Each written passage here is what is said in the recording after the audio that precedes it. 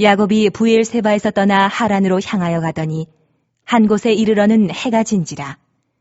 거기서 유숙하려고 그곳에 한 돌을 가져다가 베개로 삼고 거기 누워 자더니 꿈에 본즉 사닥다리가 땅 위에 서 있는데 그 꼭대기가 하늘에 닿았고 또 본즉 하나님의 사자들이 그 위에서 오르락 내리락 하고 또 본즉 여호와께서 그 위에 서서 이르시되 나는 여호와니 너희의 조부 아브라함의 하나님이요 이삭의 하나님이라.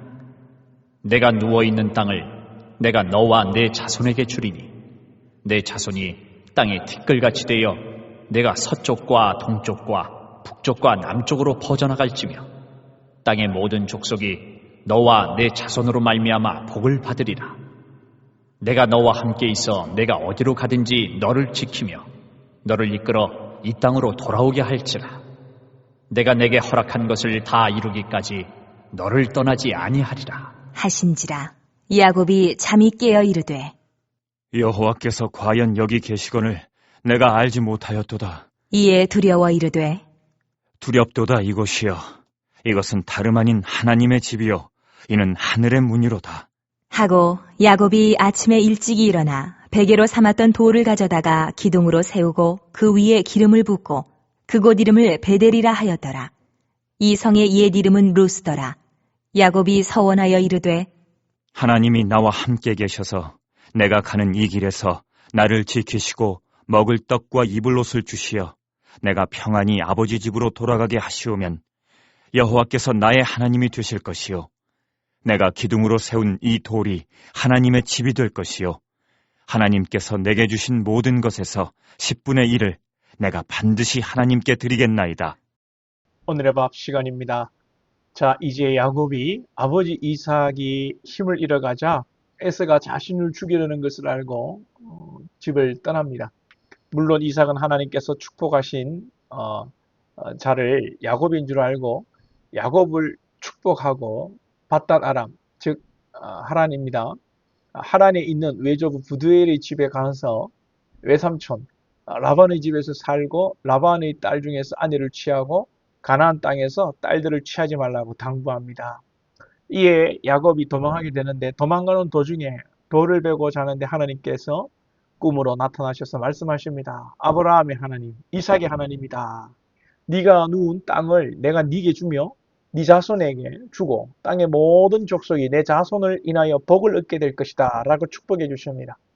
그리고 15절 말씀에 내가 너와 함께 있어 네가 어디로 가든지 너를 지키며 너를 이끌어 이 땅으로 돌아오게 할지라. 내가 네게 허락한 것을 다 이루기까지 너를 떠나지 아니하리라 하신지라. 이 얼마나 여러분 축복입니까?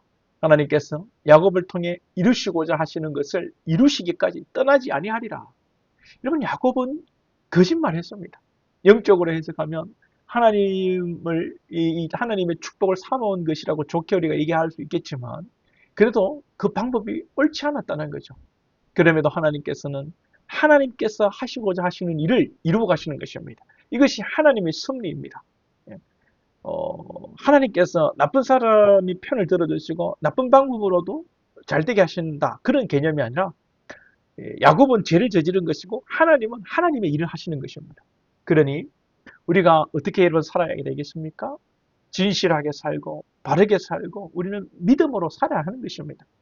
어떤 일은 어떻게라도 하나님의 뜻이 이루어지니 우리가 원하는 대로 죄짓지 않는 범위 내에서 살면 된다 하는데 그렇지 않습니다. 우리는 적극적으로 하나님의 뜻을 쫓고 하나님의 뜻이 이루어지도록 적극적으로 또 주의 마음에 합한 자가 우리가 되기 위해서 노력해야 되는 거죠. 그렇지 않으면 분명히 하나님의 뜻은 이루어지는데 야곱처럼 험악한 세월을 살게 되어 있습니다. 야곱이 나중에 바로 앞에 서서 하는 말이 내가 130살인데 험악한 세월을 살았다. 그렇게 얘기하죠. 하나님의 뜻은 분명히 이루어지는데 야곱은 험악한 세월을 살았습니다. 하나님의 뜻이 이루어지고 평안이 깃들고 행복하고 은혜로운 게 여러분 좋은 것이지 험악한 세월을 보내면서 하나님의 뜻을 이루는 것이 좋은 것은 아니죠. 우리는 하나님의 뜻을 이루고 험악한 세월이 아니라 행복한 세월, 축복의 세월을 살 수 있기를 소망합니다. 믿음으로 살고 말씀으로 살고 주의 뜻대로 살면 행복과 평안이 깃들게 되어 있습니다. 자, 그리고 야곱은 꿈에서 하나님을 만나고 베개로 삼았던 돌에 기름을 붓고 이름을 베델이라고 짓습니다. 베델은 하나님의 집이라는 뜻이죠. 서원하여 무사히 돌아오고 하나님이 복을 주시면 이곳이 하나님의 집이 되고 내가 반드시 11조를 드리겠습니다. 라고 결단합니다. 얼핏 보면 야곱의 훌륭한 기도 같은데 역시 야곱의 기질을 엿볼 수 있는 기도입니다. 그냥 하나님의 집입니다. 하나님께 제가 제사하겠습니다. 11조 하겠습니다가 아니라 무사히 돌아오고 복을 주시면 내가 11조를 드리겠습니다. 역시 인간의 모습이고 야곱다운 그런 여러분 결단이죠. 하나님께서는 우리에게 그저 주셨고 아니 죄 많은 우리를 그냥 심판하셔야 하심이 바른 정의죠. 그럼에도 그 정의의 법을 깨뜨리시고 독생자 예수를 죽여서 우리에게 한없는 사랑을 주셨건만 우리는 또한 여전히 있으면 드리고 없으면 안 드린단 말이죠.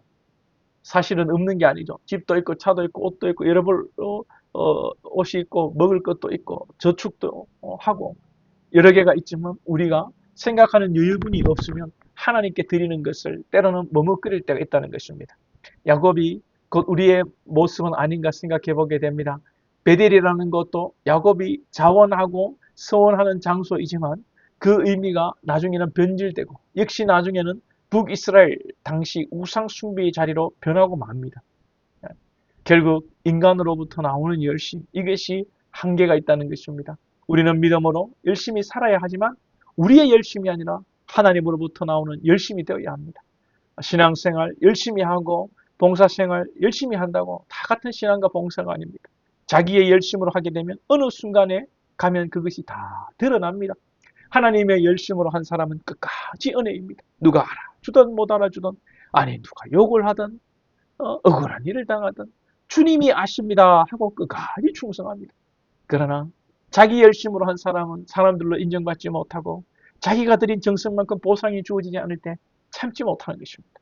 저와 여러분, 우리 한성계, 부산 한성계에 속한 모든 것들이 나의 열심이 아니라 오직 하나님의 열심과 은혜로 모든 일들을 감당하며 주의 선한 도구로 쓰임받을 수 있기를, 복된 것들 될 수 있기를 축복합니다.